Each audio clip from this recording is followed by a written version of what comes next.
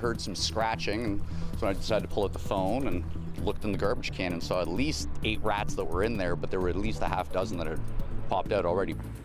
The rat infestation in our streets reaches a new level. The creepy problem that's leaving city officials scurrying. The rats are swarming at least one downtown alley near Bathurst and Bloor, and a couple of videos of that rodent infestation are now scampering around the internet. Magda Gebrselassie joins us live from near that alley. And Magda, I'm almost afraid to ask you, do you have any new friends around you? Friends, I don't know if I would call them friends, but if they are friends, these are the kind that I would like to keep, far away from me in the back. But we did see a couple of them just kind of going across just actually a couple of minutes ago. But last week there were a lot more of these rats in this alley, and I spoke to some people who saw them. One by one, these rodents started to show themselves today. There's a bunch underneath there, I know. Oh, yeah. We'll just stay back here. This is nothing compared to what Christian Boback caught on camera last week. At that time, the rats were running this alley. I couldn't believe what I was seeing. Large rats, small rats, tons of rats, just lots of them. Almost a carpet of rats. And they weren't even worried about any activity over there. A lot of people were passing by, and I wasn't the only one that saw them. He was also not the only one to film them. Nick Wands got a close-up of all the critters just a couple of weeks ago. I heard the screaming. I didn't know what I was going to see. I just was like, what is in here? Like, there's got to be a few of them, because at least a dozen jumped out, or half dozen. So it's like, I wonder. And then the pop in, it was like, oh, that's a lot more than I expected. Oh. And this is just one alley in Toronto. Oh, he's stuck. Okay, I got him. Just last month, CBC covered this East York neighborhood's rat complaints. There were more than 450 in 10 years. Across the city, complaints are up, and staff are looking into it. Council, in fact, asked staff to report back on rat mitigation strategies that we can look at to do with primarily around new construction and contract work that may cause a colony of rats, for example, to disperse elsewhere. That's just one aspect of it. Part of the research may include looking to other municipalities. Those working on the Vancouver Rat Project say it's all about being proactive. You can certainly use these other approaches that we've been using. Poisoning can certainly still be implemented, but unless you're addressing the underlying sources of a rat infestation, so the food and where they're able to burrow and live, you're not addressing these core issues that are allowing rats to thrive in the first place. All right, so I'm a little bit nervous because while we were in that story, one of them got a little closer than I would like. Now, this is actually a public laneway, and we've been told now that city staff will be making their way over here, trying to find solutions and working with some of the restaurants in the area to make sure that this is rodent-free. Chris? All right, good. I won't keep you any longer. Go get in the news van. Thanks. Package was of concern. There was a note on top of it that indicated that there was a bomb inside. A major scare at a Leaside school today forced police to detonate 2 suspicious packages. The message they now have for whoever did this is coming up. Well, it has been a major disruption for people who live, work, or drive along Eglinton Avenue. But bit by bit, the Crosstown Transit Project is making progress. And today we got a first up-close look at the vehicles that will be traveling the line. Lisa Shing joins us now live from Eglinton and Bathurst. And Lisa, it's hard to believe, but construction began there in 2011. It really is, Chris, and just driving along Eglinton, it might be tough to see that this project is making any progress. Keep in mind, a lot of it is happening underground, but at street level, we've done stories and talked to a lot of businesses who say they're losing a lot of money because of all of this construction since it started years ago. And today we got some assurance from officials who say it's on schedule to finish in 2 years. A first look at the new Eglinton Crosstown light vehicles, similar to a Toronto streetcar, except doors on both sides. We're very excited to see the vehicles live in action. But Metrolinx's CEO started with a bit of a different tone. I want to thank Bombardier and David Van der Wee, who's here today, for delivering these vehicles close to schedule. He's referencing delay after delay. In the winter, the due date for the first 6 LRVs was pushed back several times. The final date was supposed to be February 1st, but half didn't make it on time. Bombardier paid a penalty, but officials would not say how much. I think it's fair to say that we've recovered the schedule from a place where it was really not looking good. Metrolinx also had doubts the company could fulfill the orders, and after a long back and forth, it settled on fewer than it initially requested. There have also been delays with the project itself, built by a consortium of construction companies called Crosslinks. Last summer, it sued Metrolinx, saying it needed more time and money. Metrolinx tapped into its contingency fund and extended the deadline by a year to 2021. And this fire at York Memorial Collegiate, right by the new Keelsdale station, caused a 2-week delay in construction, but officials say they'll make up the time. We had a lot of water and debris around our area, and we're still cleaning up through it, but we're continuing on path to deliver the program as scheduled. And at this point, Chris, officials aren't saying how much the fire is costing the project in total. And Lisa, speaking of cost, is there any update on the overall cost at this point? So the projected cost was $5.3 billion.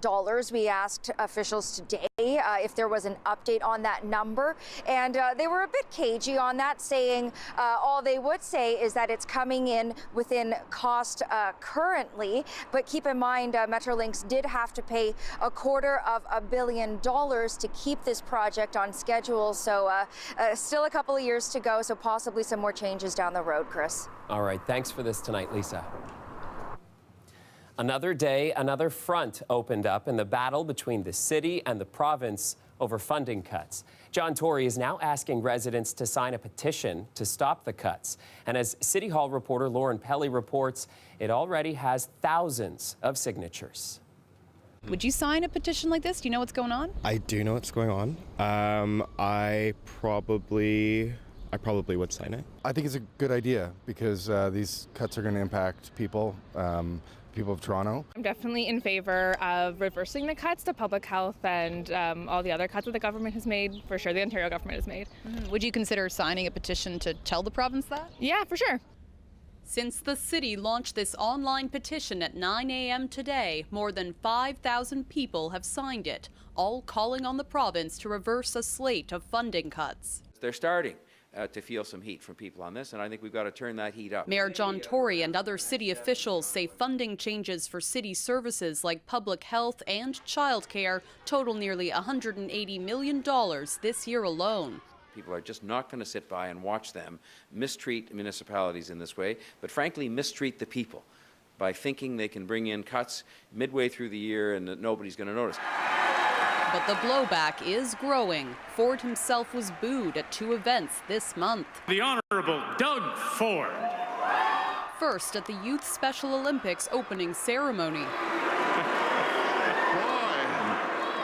Boy, you know something? I haven't heard that much energy in a long time. My friends. Then yesterday at the Collision Tech Conference. I'd like to introduce the Premier of Ontario, Doug Ford. Thank you for the warm welcome, my friend. Just want to welcome Premier Higgs. Back at Queen's Park today. First time he's been at Queen's Park here. But Ford's office did provide a statement implying the city, not the province, will be to blame for any service cuts. If the mayor decides to cut breakfast programs and childcare subsidies or raise taxes rather than find savings, that is his decision. Instead of the fact that there were no tax increases. Mayor John Tory says forcing those choices onto municipalities was the province's plan all along. And they kind of pretended there were no cuts. And then what's happened is day after day, night after night, weekend after weekend, more letters and envelopes and emails and smoke signals come out of there saying that there's cuts to everything. And you know, nothing is left unscathed. Lauren Pelly, CBC News, Toronto. Toronto is 2 victories away from the NBA Finals in a matchup with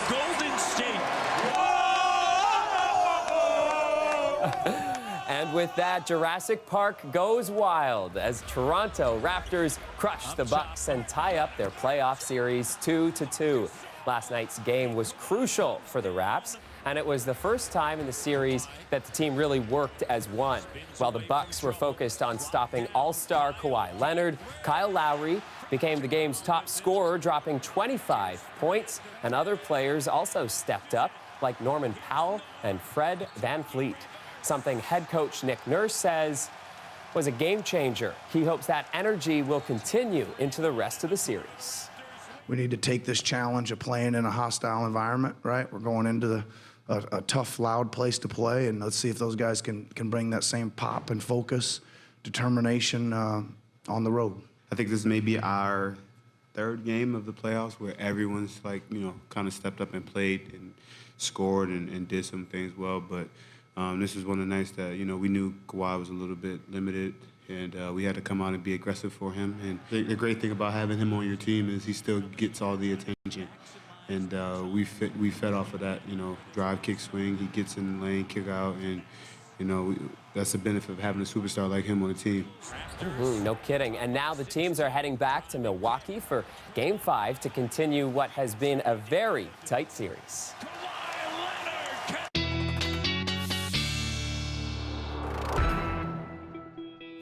So as the Raptors are heating up, things are heating up here weather-wise too, right, Nick? I'm liking the segue there. Thanks, buddy. Yeah, absolutely. Yeah, not so much today, though. Today was pretty cool, but tomorrow, very different change in the weather pattern. Right now, we're sitting at 14 degrees in the city of Toronto. We did briefly hit 15 earlier this afternoon. However, warmer weather is on the way. Now, we had some showers earlier today. There is a little band of rain that's just starting to develop down around the London, Kitchener area here. And so we may see a few more showers through the next couple of hours in the GTA. Then it sort of clears out, but tomorrow, a whole new weather pattern in place. This will come with some hot, humid weather, but it is also going to come with some rain and thunderstorms as well, starting around 10, 11 a.m. tomorrow morning. And then what we're watching is a second sort of wave just in advance of the cold front that's going to move through. And this is actually the one I'm watching. It doesn't get picked up on the models very well, but I do think we could see some locally heavy downpours, some locally strong winds, and maybe even a little bit of small hail with this. So some instability in the atmosphere for sure as this system moves across. It then clears out, and Friday we've got a nice warm day on tap. Here's a look at our forecast through the next 24. 12 degrees tonight. Fog patches developing through the overnight, though. Watch for that for the morning commute tomorrow morning. Thunder showers, gusty winds. Humidex, though, to 29, maybe in some places 30. We'll Talking about Humidex already, Nick. I know. It's the first. It's the first time I've said this. Well, since last year. All right, I'll take it. Yeah, you bet. For 6 months, he was in and out of hospitals with a pain that was both debilitating and confusing. Then finally, a doctor was able to diagnose him. He'd been subjected to a neurotoxin from a wasp sting. More on his medical mystery coming up. 12 people had to be taken to hospital after a car crashed into a building in downtown Quebec City today. Officials say none of the injuries are life-threatening. Witnesses say 2 cars collided in front of an office building, and one of the vehicles rammed through a window, ending up inside a cafeteria and catching fire. The whole building had to be evacuated, but the flames were quickly extinguished. Quebec City police say they are investigating how the crash happened. The war of words between the White House and Democrats ramped up today, with House Speaker Nancy Pelosi accusing Donald Trump of engaging in a cover-up. That didn't sit well with the president, who abruptly cut short his meeting with the Democratic leaders. It comes as pressure mounts among Democrats to begin an impeachment inquiry. Lindsay Duncombe reports. Tensions were brewing this morning. Nancy Pelosi had a meeting with members of her caucus. A lot of Democrats want to see Pelosi go further when it comes to impeachment proceedings. She walked out of that meeting and said this. It's important to follow the facts. We believe that no one is above the law, including the President of the United States, and we believe that the President of the United States is engaged in a cover-up. Now, she didn't commit to anything, but what she said appeared to set off the president. He had a scheduled meeting with Chuck Schumer, the Senate Minority Leader, and Pelosi here at the White House. It did not last long. They were supposed to talk about infrastructure. Instead, the president walked out. Here's what he said. Instead of walking in happily into a meeting, I walk in to look at people that had just said that I was doing a cover-up. So I say to you that we're going to get everything done. We're doing a lot without them. Let them play their games. We're going to go down one track at a time. Let them finish up, and we'll be all set. Thank you, everybody. So the president is saying that he is not going to work with congressional Democrats on any policy initiatives until they wrap up their investigations coming out of the Mueller report. And the Democrats are under increasing pressure to go even further than those investigations, moving towards impeachment proceedings. All of this does not bode well for the two branches of government working together. Lindsay Duncombe, CBC News, Washington. Meanwhile, Ottawa is sending a ship to collect the Canadian garbage that's been festering on a Manila pier for 6 years.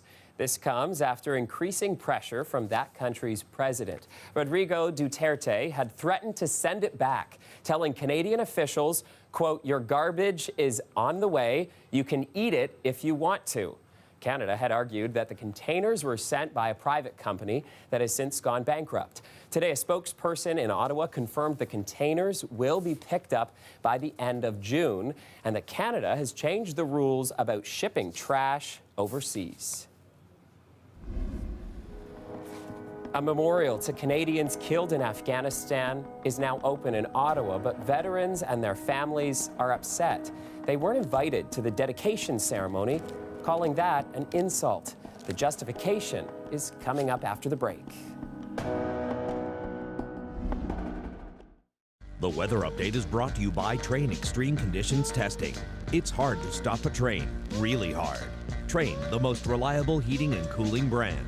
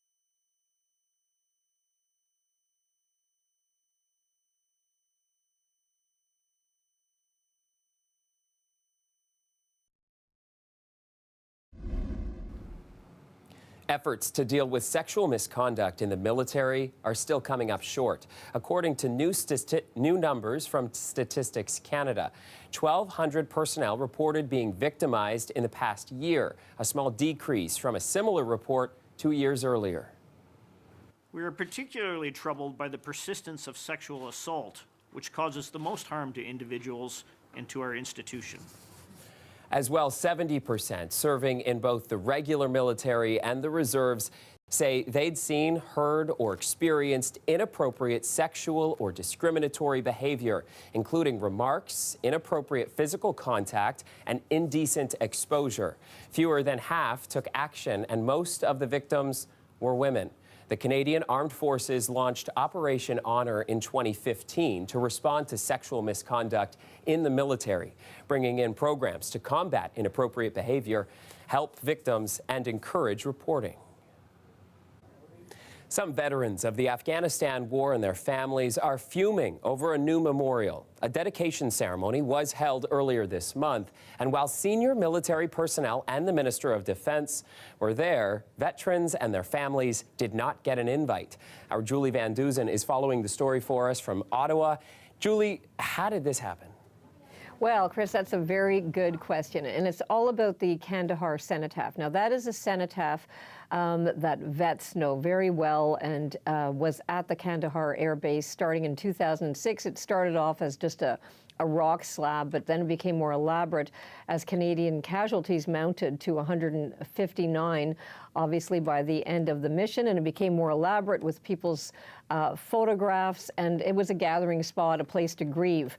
Now, this monument, I guess you would call it, arrived back in Canada a few years ago and has ended up at the new National Defence Headquarters about 18 kilometres from Ottawa. And lo and behold, a couple of weeks ago, unbeknownst to pretty well everybody except for the people that were there was a ceremony to dedicate the monument. It included the Minister of National Defence, the Chief of Defence Staff Jonathan Vance, who told the gathering that how important it was to honor the fallen and the importance of the cenotaph for families. And guess what? Families weren't even invited. Now, the Defense Department says the decision to hold what it calls a humble internal event was made by senior leadership to ensure proper reverence. Now, you can imagine how that's going over not very well. Take a listen to a mother who lost her son in 2008. BS. I won't spell it out, but to protect the reverence of the event, I mean, who would feel more reverent at that event than the other families and myself? Wow, no kidding. And Julie, I heard even the Prime Minister today was taking questions on this. So what happens next? Well, to make matters worse, Chris, you have to make an appointment to go there and see the cenotaph. And like I say, it's not exactly downtown, and it's in a secure area of the Defense Headquarters. So blame is flying all around.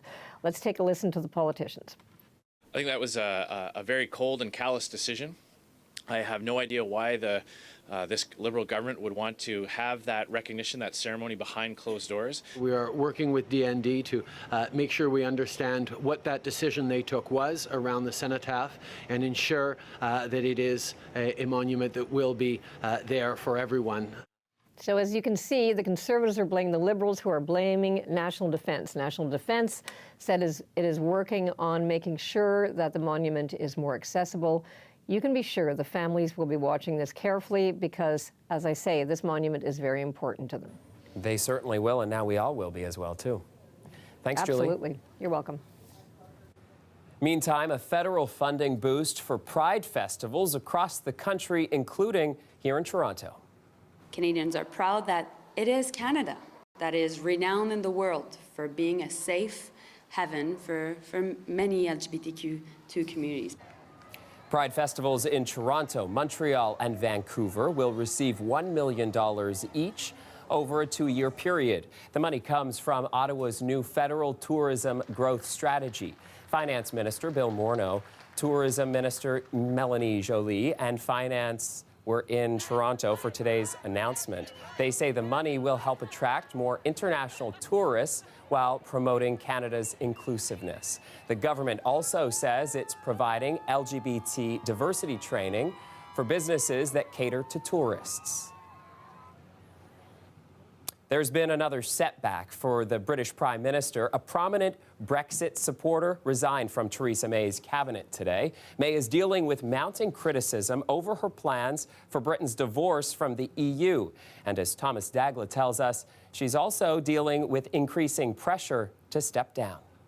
Members of Parliament here say this is essentially the same Brexit deal that's already been voted down 3 times, just repackaged with some tweaks, including that proposal for a vote on holding a second referendum. Now, some members of the governing Tory party who had previously voted in favor of Theresa May's Brexit deal now say they'll vote against it. Among them is Boris Johnson, the former Foreign Secretary, who's the perceived frontrunner to replace May as Conservative leader and Prime Minister once she leaves office. That is expected to happen in the coming months, though I should say the level of opposition to her retooled Brexit plan is such that even within her own party, some are openly trying today to find a way to boot her out even sooner than expected. There's even a push to change Conservative Party rules so they can hold a confidence vote in their leader this week.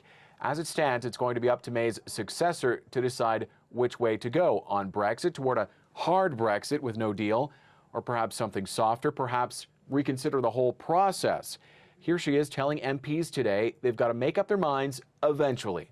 We can pretend otherwise and carry on arguing and getting nowhere. But in the end, our job in this House is to take decisions, not to duck them.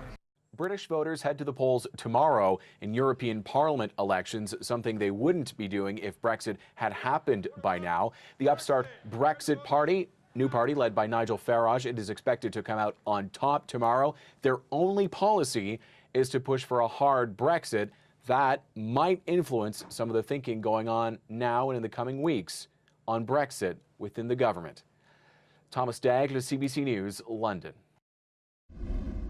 Last week, the Toronto District School Board announced its list of proposed cuts due to its greater than expected funding shortfall. Now, on that list, outdoor education.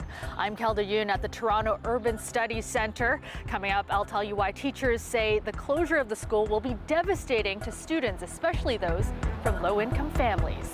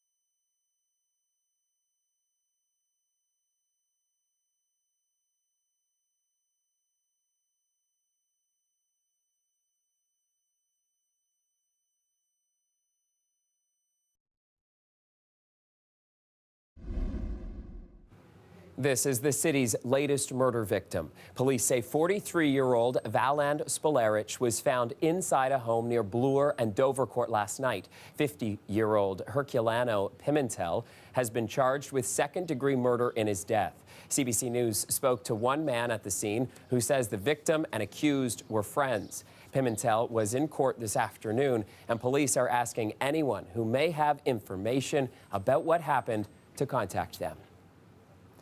A Toronto elementary school and daycare were evacuated this morning after 2 suspicious packages were found on school grounds. As Greg Ross tells us, police didn't take any chances detonating both packages.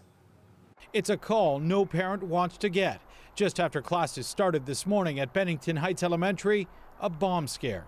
You hope a bomb doesn't go off, and there's 112 kids that go to the school, and you hope everyone's okay, and you hope it's just a prank. The packages were found somewhere on the back of the property. The school was immediately evacuated along with the daycare, with students being taken to another nearby school. Then investigators moved in along with the bomb squad. They were obviously concerned about the package, the suitcase, and there was a note on top of it that indicated that there was a bomb inside. A wooden box with the word fireworks written on the outside was also located. Police say both packages were detonated. We conducted a controlled explosion on the package to make sure that there was nothing inside that could harm anybody. Turns out that that initial package contained a rock, so obviously it was not of any concern or any harm. In the end, it turned out to be just an elaborate hoax. But this parent says he was still comforted by the swift action taken by the school. I don't know how long it took them to get to the school, but it seemed like it went really quickly. The kindergartens were driven over there and everyone else just walked. We started eating pizza and watching a movie. What movie? Oh, we were watching Ralph Breaks the Internet. At this point, police have not identified the person who left the packages at the school, and they're not saying whether or not that person will be facing charges. Greg Ross, CBC News, Toronto. As the Toronto District School Board works to deal with a $67 million budget shortfall, we're learning outdoor programs could be on the chopping block. The TDSB is proposing 4 outdoor education centers be shut down in order to save $3 million. As Kelda Yoon reports, some say doing so will only harm students, especially low-income ones. Okay, a variety of plants and flowers. What's unique about us is that our playground is the city. These grade 7 students are ditching the classroom for fresh air today. It's just like a different way of learning instead of like always being inside. It's all part of the program at the Toronto Urban Studies Centre, tucked inside Danforth Collegiate. They're doing a neighborhood survey of front yards, and they're looking at reducing stormwater runoff and creating habitat in the urban environment. Chris Metropolis has been an outdoor education teacher here for 15 years, but that may soon change. The TDSB runs 10 outdoor education centers, 5 day centers, and 5 overnight ones. It has proposed 3 day centers be shut down, including this one. We're obviously devastated. We are a low-cost trip for many inner city schools. We get them looking at the city in ways that they never do. One overnight center is proposed to close. It's a labor of love. Jalyn Bosley used to be a TDSB teacher but quit and started her own outdoor education company almost 20 years ago, taking students on overnight excursions to places like Algonquin. And I think I really asked myself, how are these young people today going to care for the environment when they're older if they don't have immersive experiences in it where they learn to really care and love the land? I'm really hoping that somehow through all these cuts they can navigate and find their way to stay open and stay transforming young lives. But TDSB Chair Robin Pilkey says, unfortunately, the board has very little wiggle room. We live in an urban area. Lots of kids don't have access to outdoor education experiences, and if we choose to keep those open, it might mean that we have to take something out of classrooms. We're going to have to make some hard decisions, and I can tell you nobody will be happy in the end. There will be 2 more public consultations before the Board of Trustees vote on the final funding proposal on June 19th. Kelda Yoon, CBC News, Toronto.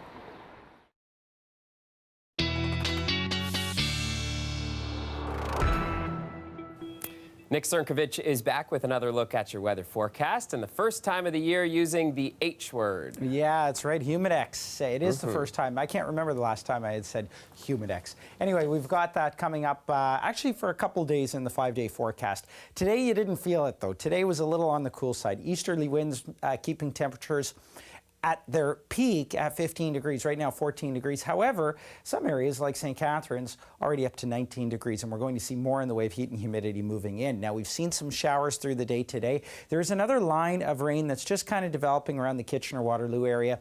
Not heavy rainfall, but I expect to see some showers move through the GTA in the next hour and a half or so, and that should be it for tonight. But tomorrow, different story. We've got another system that's developing down in the U.S., and this is going to bring with it the warm weather, but it's also going to bring with it some rain showers and thunderstorms for part of the day tomorrow. So let's time that out for you. Moving through tonight, first thing to note, we've got fog developing through the overnight period, so that might affect your morning commute. We've got this heat and humidity moving in, and that is going to develop. That is going to bring some fog for tomorrow morning. That'll dissipate. Then around 10, 11 a.m., we're looking at the first line of this rain moving through. Potential for some severe weather, especially down around the Niagara Peninsula for the GTA.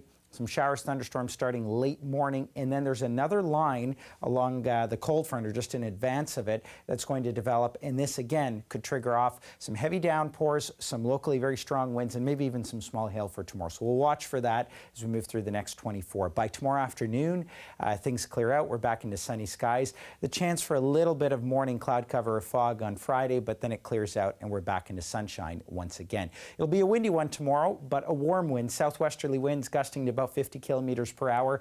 Then as that front moves through, it shifts to the northwest. A little bit in the way of drier weather for Friday as well. But temperatures actually staying warm for the next 5 days at or above seasonal. 24 degrees tomorrow, feels like 29, 21 on Friday. Saturday, 21, feeling again closer to about 28, 29 with the Humidex, and warm weather for Sunday and Monday. And that includes sunshine as well. So good looking weekend in store. All right, sounds good. Thanks, Nick. Goodbye. It's been a frustration for some TTC users not knowing when to reload their Presto cards because they can't see the balance after using them. But the chair of the TTC says that could change early this summer. My understanding is it was part of the plan. It was just a piece that they hadn't rolled out. So as I said, the rollout of Presto has been very bumpy, and we're still testing the system. Even in some cases at the beginning, we were having trouble with the gates. A lot of that has been rectified. Metrolinx is responsible for how the Presto card balance will be displayed and exactly when that will happen. But TTC Chair Jay Robinson says eventually users will be able to see their balance after tapping their card on buses, subways, and streetcars.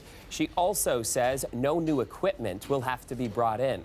Robinson says the technology will collect data on where passengers are coming from and what neighborhoods are the most busy. She says that data will help TTC with their expansion. Springtime is gardening season for a lot of Canadians, and this year, along with flowers and herbs, it's entirely legal to plant cannabis in your garden. Every province, with the exception of Quebec and Manitoba, is allowing the federal legislation introduced last October, which allows households to grow a maximum of 4 plants indoors or outdoors for the first time ever. Diane Buckner reports on yet another new sector of Canada's blossoming cannabis economy. Hazelnuts, currants, raspberries, plum, a little medicinal herb area over there. Matt Soltis is a botany student, a father of 2, and a first-time grower of recreational cannabis. Just mixing in compost we make from all our kitchen scraps. He started these plants indoors in February. Now that it's warm enough, he's ready to transplant them into his backyard garden. And it could easily get like 6 feet tall, 6 feet wide. Really? It could easily get that big. Nothing on here is labeled cannabis. All these products work for all types of plants. Alex Ray is seeing new faces at his gardening store, which specializes in supplies for homegrown cannabis. For the price-conscious consumer, if you're paying around $10 a gram or more for the varieties at the store, you might be only paying 50 cents a gram or less for a variety that you grow yourself at home. Even Scott's Miracle Grow, a well-known brand of fertilizer, has a cannabis division, Hawthorne Gardening. It's been focused on hydroponics, but the company sees new opportunity. We love the way that the laws in Canada come down. A lot of research and development folks have a lot of exciting things in there, what we call our innovation pipeline. A lot of those are focused outdoor growing as we see that continue to emerge. But many provinces have seen supply problems with the processed product, and now there's a shortage of seeds as well. These are Tweed Baker Street seeds. This retail chain has a limited supply of just one variety. 4 seeds cost $60. Legalization is new. October 17th was just a few months ago, so we know that our selection of seeds will absolutely grow. Matt Saltis has what he needs for a good harvest in the fall. He has just one worry: theft. I kind of advise people to plant it with visibility from neighbors in mind, so obscured by fences or other bushes. Cannabis aficionados may be convinced homegrown weed is worth the trouble, no matter the pitfalls. Diane Buckner, CBC News, Guelph. As we head to break, here's a look at where the markets closed today. We'll be right back.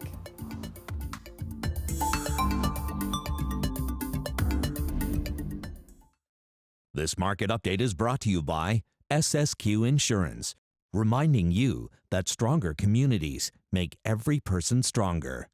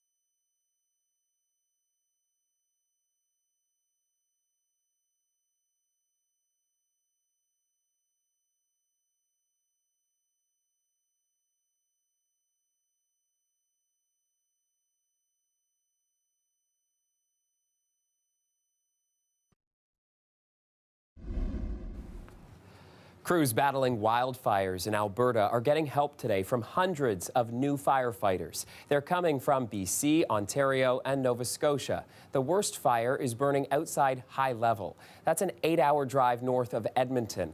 And the mayor says the evacuation of High Level will continue for longer than expected.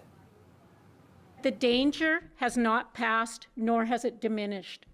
We know, based on recent experiences of Slave Lake and of Fort McMurray, that wildfires are highly unpredictable. The mayor is asking residents to be patient while crews battle the flames. More than 100 firefighters, helicopters, and air tankers have been deployed. Fire evacuees from Alberta have dispersed to a number of different communities, some north and some south. And as Aaron Collins shows us, about a quarter of them have registered in Slave Lake, a community which had its own major fire back in 2011. The people here in the community of Slave Lake, Alberta have a unique understanding of what those evacuees from High Level are going through today. About 900 evacuees from High Level have registered at the reception center behind me, the Legacy Center. Now, interestingly, that's a facility that was built after the 2011 fires that hit this community.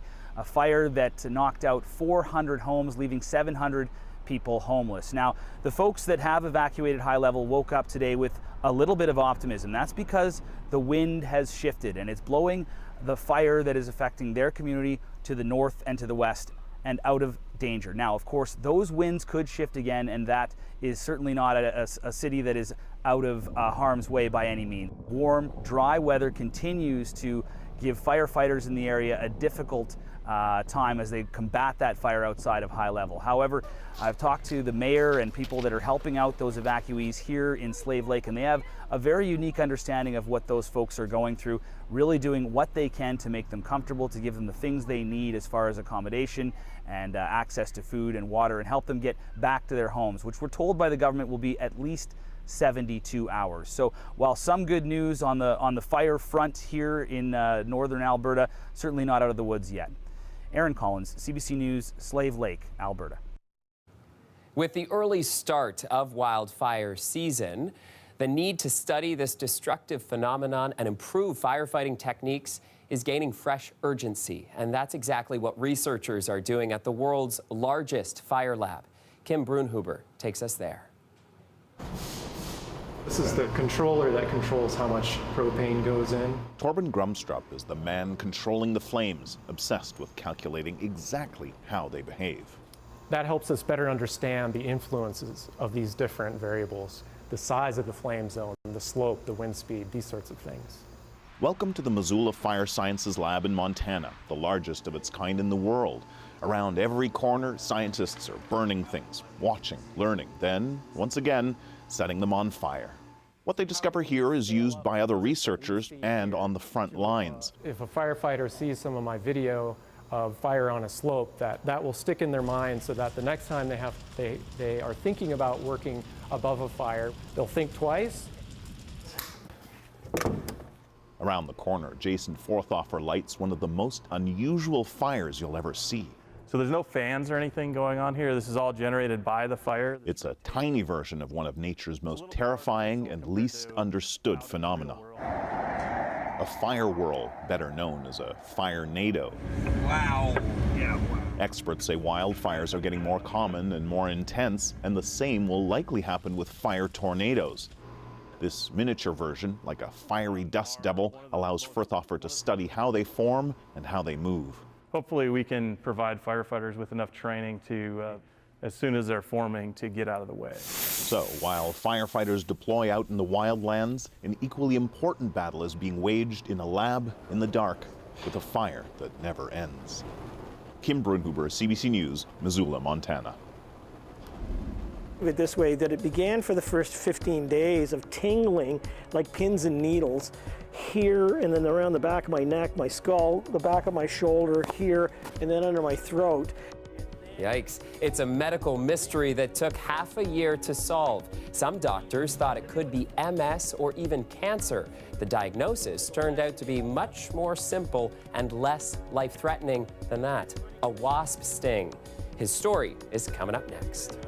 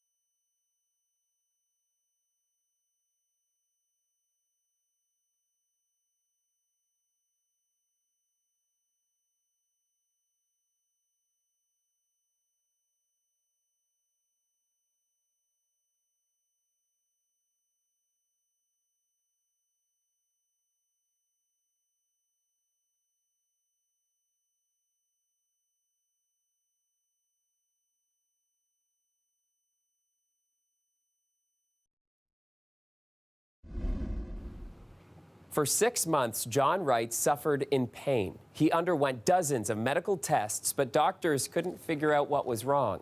That is until one connected his symptoms back to a wasp bite on a trip to China. I spoke to him about his ordeal earlier today. John, when you were first stung, how did it feel? Wow, it was incredibly angry. It happened just here, and it was so sore. My daughter was walking down the Great Wall of China, and she has long blonde hair, and she must have flicked something out of her hair, and it landed there and stung me immediately. Did you ever suspect that it would lead to what it ended up leading to? No, absolutely not. I thought it was just like a normal sting, and in fact, we went on with the rest of the tour, and nothing really happened, and then we got home, and it wasn't until about 2.5 weeks later that the symptoms began to seriously develop. And that caused a problem for not only me, but then all the doctors who looked at it who weren't sure whether it was something more current or it was related to the wasp attack. Describe those symptoms for me. How bad was the pain? It was neurological pain, and what that means is that for half of my body, all the nerve endings, beginning in the foot, which went numb, and then it was warm to the touch but cold on the inside, then moved up my body until the last weeks in March. It was like a menthol feeling here, and it went right up into my skull. This pain sounds awful, but at first, did you connect it to the wasp sting, or were you as worried as doctors were that it could be any number of things? I kept pointing to what you can still feel is a bit of an insert here in my neck, and while I think they saw that, or many of them did, they basically said, well, we have to rule out everything else. Of course. So that was a cardiologist who wanted to make sure that my arteries weren't blocked. A neurologist I went to 3 times who hit the post. He said that it was possibly the toxin from a fish that I might have eaten.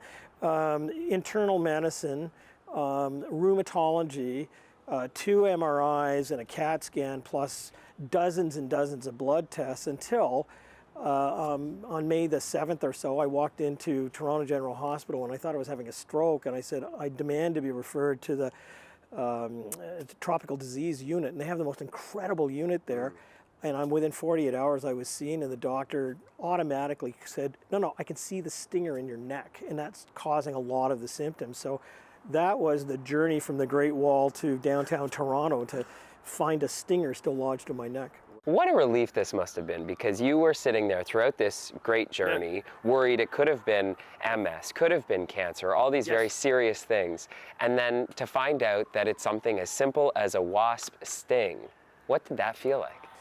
It was an emotional moment when she finally, because it was almost like I'd finally met somebody who understood, and she looked at me and said, yes, you've been envenomated by this. It is a neurotoxin. In fact, she named 2 types of wasps it could be. She knew the area very well. It was an incredible relief. But I have to say something about the medical system. People will joke, oh, you went to everybody else and it ended up being, one doctor who could do it. I'm glad they were able to rule all of those things out, but I'm also glad I saw somebody who went, I can still see it in your neck. And that made the biggest difference right there. It's amazing every time we hear a story like this, when that person finally connects with that one person who can help them and secure a positive outcome like this. Well, I asked the doctor what it was like for her, and she said, the story is 99% of the medicine. And in many ways that is. The more people you get telling the story about what they find or what they don't, I'm really lucky that I live here. If I'd been in some other country or some other place, who knows, it would have cost me hundreds of thousands of dollars, and I still might not have found it. Well, thanks for speaking with us about it. That's a pleasure.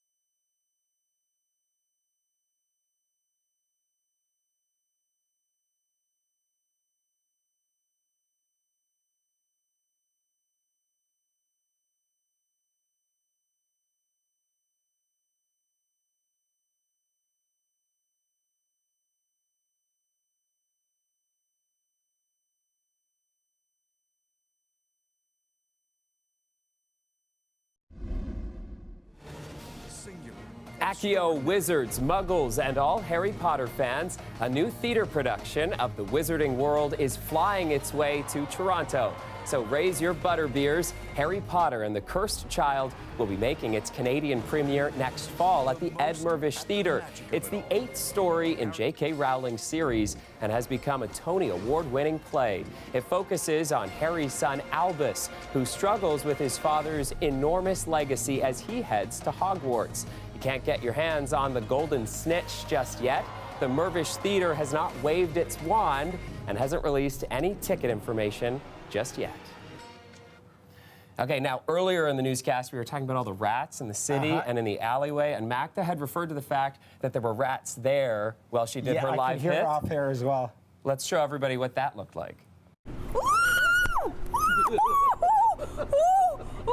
It got close. Oh, Magda. Yeah, that is not a subtle reaction at all. I'm glad I'm in here. Yeah, I'm glad I was filling in for Dwight tonight and not in Magda's seat. Yeah, no doubt about it. Hey, at least she's not getting rained on. Yeah, that's good. I'm trying Rain to find tomorrow. the positive. Rain tomorrow, yeah. Okay. And you know what? Heads up here. We could see some pretty strong thunderstorms with this moving through. So we got to watch for that. Fog for the morning commute, and then tomorrow morning through the late morning down around the Niagara region. Then through the sort of later morning into the early afternoon across the GTA, it's going to be our sort of intro to summer weather. And with all that rain, hopefully no rats. Yeah, it'll wash them all the way. That's our show for tonight. Have a great night.